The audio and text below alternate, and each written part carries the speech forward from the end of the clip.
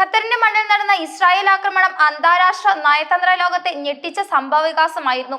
ഹമാസിന്റെ മുതിർന്ന നേതാക്കൾ ദോഹയിൽ ഒത്തുകൂടുമെന്ന് ഉറപ്പുവരുത്തിയ ശേഷമാണ് ഇസ്രായേൽ ഈ സൈനിക നടപടിക്ക് പദ്ധതിയിട്ടത്. ഈ നീക്കം അമേരിക്കൻ നേതൃത്വത്തിന് നേരത്തെ അറിയാതിരിക്കാൻ അതീവ രഹസ്യാത്മകതയോടെയാണ് ഇസ്രായേൽ ഒരുക്കങ്ങൾ നടത്തിയത്.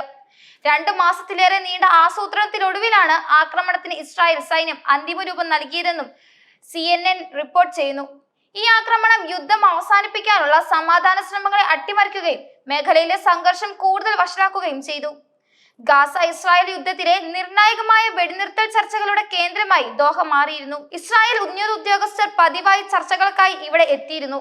എന്നാൽ ഇതേ ദോഹ തന്നെ ഹമാസിന്റെ പ്രധാന നേതാക്കളായ ഖലീൽ അൽ ഹയ്യയെ പോലുള്ളവർക്ക് അഭയകേന്ദ്രം നൽകുന്നുണ്ടായിരുന്നു.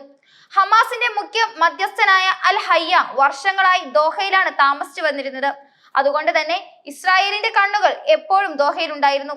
2023 ഒക്ടോബർ 7 ഹമാസ് ആക്രമണത്തിന് പിന്നാലെ ഗാസയിലും വിദേശത്തുമുള്ള ഹമാസ് നേതാക്കളെ ലക്ഷ്യമിട്ട് സൈനിക നടപടികൾ ഉണ്ടാകുമെന്ന് ഇസ്രായേൽ പരസ്യമായി പ്രഖ്യാപിച്ചിരുന്നു.